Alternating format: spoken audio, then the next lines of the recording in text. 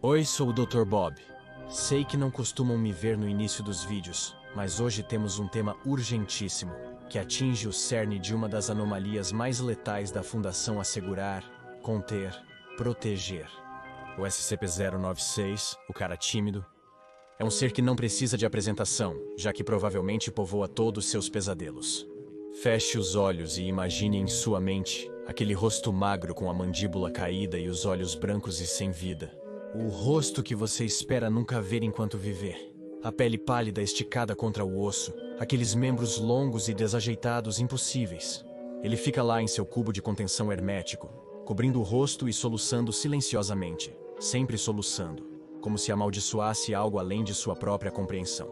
Talvez ao pensar no SCP-096 você sinta uma pontada de simpatia misturada com o terror.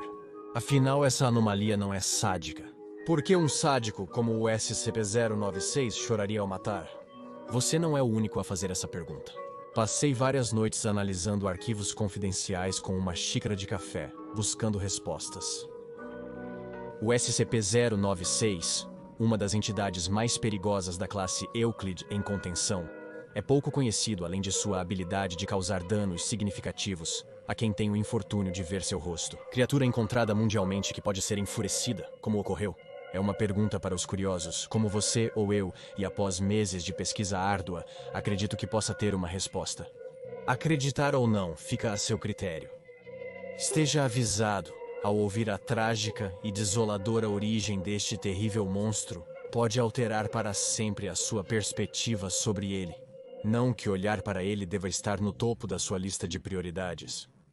Começa em uma taverna, em uma pequena vila nepalesa a poucos quilômetros da fronteira chinesa, onde o Monte Everest, a montanha mais alta do mundo acima do nível do mar, espera. Sua mera existência é como um desafio para os corajosos e imprudentes. Conquiste-me, parece sussurrar. Conquiste-me e declare-se acima dos que conquistei. Torne-se um deus entre os homens. Está sempre sussurrando assim.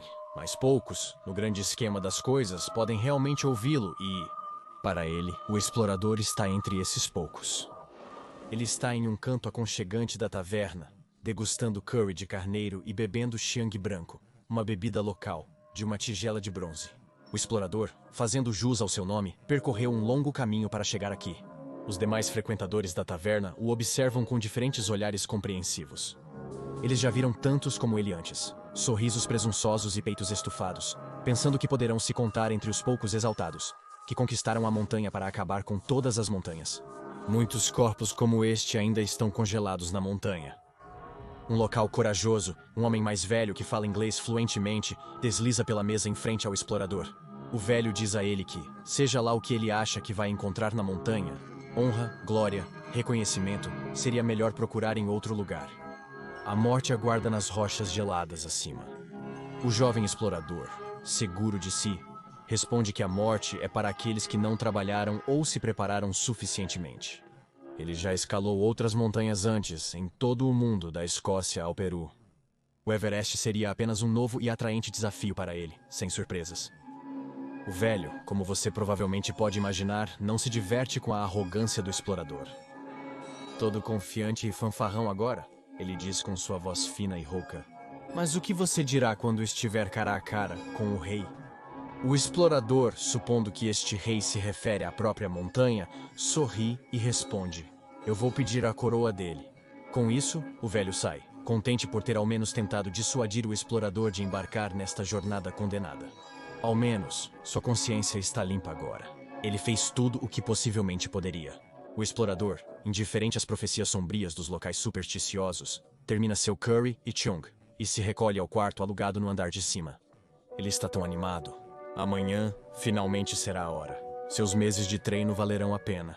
Ele subirá ao pico do Monte Everest. Seria uma conquista para a vida toda. Uma que ele jamais esqueceria. Não importa o quanto ele quisesse. No dia seguinte, a ponta do seu machado de gelo se divide na encosta da montanha, enquanto ele resmunga e se esforça para subir alguns pés. Ele está a aproximadamente 2.000 metros de altura, e cada metro extra é um desafio. É o frio mais amargo que ele já sentiu, um congelamento tão pesado fazendo suas caras roupas térmicas parecerem papel higiênico molhado e simples. Mas a dor não importa. O frio não importa. Ele acha isso emocionante. Como o velho alertou, a morte poderia aguardá-lo nessa montanha. Mas a verdade é, o explorador nunca se sentiu mais vivo. Ele se eleva mais alguns pés, tentando controlar a respiração enquanto seus dedos frios, em luvas grossas, buscam apoio numa face de penhasco íngreme. Frequentemente, ele sustenta todo o peso do corpo com as mãos, exigindo a força hercúlea que só uma vida de treinamento pode proporcionar. Afinal, não há espaço para erros no Monte Everest. Um erro, e você pode cair para a morte ou congelar na encosta da montanha. E porque o Everest é tão perigoso, ninguém vem coletar os corpos dos esperançosos alpinistas mortos. Corpos cobertos por jaquetas de inverno coloridas estão espalhados pela montanha. Alguns os veem como um trágico aviso. Alguns montanhistas, mais mórbidos, usam-nos como marcos para suas subidas bem-sucedidas. Se o explorador terá sorte ou será apenas outro marco de milha morto e congelado, ainda é totalmente incerto. Ele escala por mais algumas horas, superando as reclamações do seu corpo, suas limitações físicas, até atingir um platô bem merecido. Aqui ele monta um acampamento pequeno e come suas rações. A área, felizmente protegida o suficiente para afastar os piores ventos abaixo de zero, está cheia. Assim, ele pode dormir sem congelar até a morte. O Monte Everest não pode ser conquistado hoje, e até mesmo alguém com a bravura do explorador não ousaria tentar. Mas ao se acomodar para dormir à noite, ele não consegue deixar de olhar para cima. E a enormidade do que está diante dele, ele acha absolutamente aterrorizante. A montanha apenas continua, e continua, e continua, estendendo-se até os céus nebulosos, como se a ponta estivesse apenas a um pequeno salto do topo da montanha. A montanha parece interminável. Pela primeira vez, o explorador questiona se conseguirá escalá-la. Ou morrerei nela? O que ele nunca sequer considera é que pode haver uma terceira opção que é muito, muito pior. Nos próximos dias, ele continua escalando cada vez mais. Centenas, depois milhares de metros passam por baixo dele, enquanto ele ultrapassa as fronteiras que a biologia estabeleceu. Ele é impossível de deter, um motor de pura e ardente força de vontade, seguindo porque sabe que não pode. Ele sabe que se jogar a toalha agora, tudo terá sido em vão. Ele será apenas mais um fracasso, um grão entre bilhões. Ele não terá significado ou legado. Ele será apenas mais um João Ninguém, esquecido. E isso sinceramente o assusta mais do que a perspectiva de congelar até a morte aqui. Eventualmente, mesmo que lhe custe quase tudo para fazer isso, ele alcança 8.000 metros. A zona da morte, acredita-se, está abaixo da superfície da montanha e é impossível para humanos se aclimatarem. Este é o ar fino e rarefeito que poucos tiveram permissão para respirar. E ele viu tantos marcos de milha coloridos no caminho até aqui. O chão é escorregadio e o ar mastiga a pele do explorador, mas ele sabe que chegou até aqui. A menos de 1.000 metros do pico agora, ele quase conquistou a montanha. Então você pode apenas imaginar o quão surpreso ele se sente quando vê outro montanhista descendo a montanha em sua direção com um ar sinistro. Friamente, ele está usando equipamento padrão para escalada em montanha, incluindo calças térmicas e um casaco com capuz fechado até o queixo.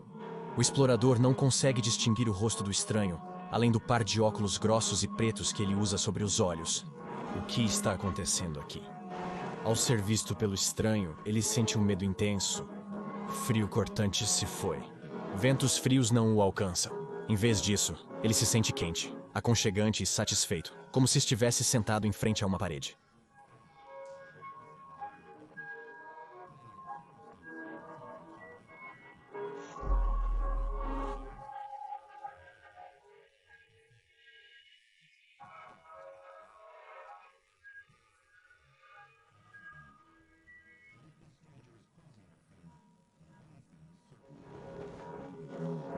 Ele quer virar e correr, mas descobre que não consegue. É como se estivesse paralisado, encantado pela sensação acolhedora que o outro alpinista exala à medida que se aproxima. É quando o explorador percebe algo estranho nele. Algo brilha através dos óculos, como brasas queimando um laranja luminoso. São esses olhos? São esses os olhos dele, meu Deus. O explorador pode sentir o olhar terrível deles, literalmente sentir. Dói ser observado por esse monstro. Sim, é isso. Um monstro na forma de um homem. Por que você está aqui, mortal? Vem uma voz estrondosa do montanhista inumano. Você deseja me desafiar? O explorador não consegue se expressar. Ele treme, Seu corpo sente o frio que sua mente não capta, enquanto dois olhos brilhantes o perscrutam. Fale, ordena o estranho. Quem? O quê? Você é? O explorador força a saída entre dentes batendo. O estranho ri. Eu sou o Rei da Montanha. Para a Fundação assegurar, conter, proteger, conhecido como SCP-1529, é a pior coisa que você pode encontrar ao escalar o Monte Everest. O explorador se lembra de sua conversa com o velho no taverna. A pergunta que ele fez: o que você dirá quando estiver cara a cara com o rei? E sua própria resposta tola: eu pedirei a ele sua coroa. Agora, realmente, verdadeiramente, cara a cara com o Rei da Montanha, tudo o que o pobre explorador aterrorizado pode fazer é gemer e implorar por misericórdia. Por favor, ele pede, as lágrimas congelando em suas bochechas ao cair. Eu só queria escalar. O Rei da Montanha dá outra risada estrondosa, seus olhos ardendo. Então você vai escalar, ele diz, e escalar, e escalar, e escalar. O Rei da Montanha possui um poder indescritível para fazer o que ele faz a seguir. Com um aceno, o explorador pendura-se na montanha, dedos cavando nas rochas escarpadas. A única coisa que suporta seu peso. Era como voltar à estaca zero novamente, exceto com dor adicional, terror e um frio tão profundo que ele pode sentir seus ossos tremerem.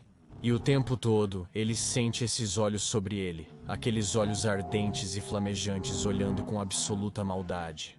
Ele continua escalando. Toda vez que ele alcança um platô, um lugar onde ele poderia acampar e encontrar até mesmo um conforto momentâneo, o Rei da Montanha já está lá esperando, com aquele olhar horrível. E assim, o explorador escalava novamente, com o vento açoitando-o como 40 chicotadas. Isso, aliado à tensão interminável da escalada em seus músculos, é a pior agonia que ele já sentiu. E ainda assim ele nunca morre. Mesmo que ele não tenha comido em dias, semanas, meses, anos. Ele nunca morre. Ele apenas cumpre o mesmo looping torturante, repetidamente. É como se o Rei da Montanha apenas o mantivesse vivo para seu próprio divertimento. Um brinquedo impossível de quebrar. Mas, enquanto o explorador nunca se quebra, à medida que o tempo passa e os tormentos nunca cessam, ele começa a mudar, como uma rocha sendo moldada pela maré. Primeiro, devido ao estresse interminável, seu cabelo cai. Sua pele fica pálida pela falta de sol. Seu corpo fica magro e esguio devido à fome e à desnutrição. O esforço físico constante deforma seus membros. Seus membros começam a esticar. Seu corpo fica alongado e grotesco. Durante todo esse horrível e desumanizante suplício, o Rei da Montanha o encara. Um dia, o explorador, agora transformado, alcança um platô. E como era de se esperar, o Rei da Montanha o encara com seus olhos ardentes. O explorador se acovarda e cobre o rosto com as mãos, soluçando de exaustão. Ele só quer que o Rei da Montanha desvie o olhar, que o deixe em paz. Ele balbucia sem coerência. Ele não quer mais ser visto. Sua dor simplesmente faz o Rei da Montanha rir. Eu te dei o seu desejo, diz o Rei da Montanha, sua voz transbordando de desprezo. Você escalou, não escalou? Você pensou que sua escalada te levaria, te tornaria mais que humano. Mas agora, você é muito menos. Nosso negócio termina aqui. Estou cansado de brincar com você. E com isso, o rei se foi. O explorador está sozinho, abandonado na neve e ventos fortes da Zona da Morte. Mas muito vivo, ele finalmente consegue ir. Finalmente, após o que pareceu uma eternidade, ele escapou. Quando o explorador chega novamente à aldeia, ele não é o explorador de forma alguma. Ele desapareceu há anos. O velho que o havia advertido para não subir no Monte Everest faleceu pacificamente no interim. Os outros membros de sua pequena aldeia não teriam o mesmo luxo. Ao invés, o explorador cambaleou de volta à aldeia, cobrindo o rosto. Os únicos sons que ele consegue ouvir são o vento uivante e seu próprio soluço lamentável. Tudo dói. Ele está tão terrivelmente assustado. Ele precisa de alguém para ajudá-lo, porque ninguém vai ajudá-lo. O sol começa a nascer. A aldeia desperta, tremendo. Pessoas saem de casa para cumprir tarefas diárias. Nenhum deles espera ver um monstro perambulando por suas ruas. Uma abominação pálida, desengonçada e sem pelos. Isso provoca uma combinação de medo e curiosidade enquanto ele cambaleia, soluçando alto com a voz distorcida. É algo inédito para todos eles, como um mito ou lenda. Mas para o monstro que era uma vez o explorador, é muito pior. Inicialmente, ele acredita que os aldeões possam auxiliá-lo, mas então ele vê os olhos deles. Aquele mesmo intenso, ardente, laranja de fogueira como o rei da montanha. O mesmo olhar terrível que o explorador acreditava ter deixado para trás na montanha. O olhar que significava dor, tormento e loucura. Mesmo ao cobrir o rosto e gritar para que se afastem em palavras só entendíveis por ele, sente esses olhos terríveis sobre si. Ele ainda está na montanha? Ele ainda está à mercê do rei da montanha? São só ilusões ou projeções? Ele ainda está na montanha? Outro truque terrível. O que ele fez para merecer esse tipo de tormento? O crime de querer escalar uma maldita montanha vale esse tipo de sofrimento eterno? Isso atraiu o olhar desses olhos monstruosos?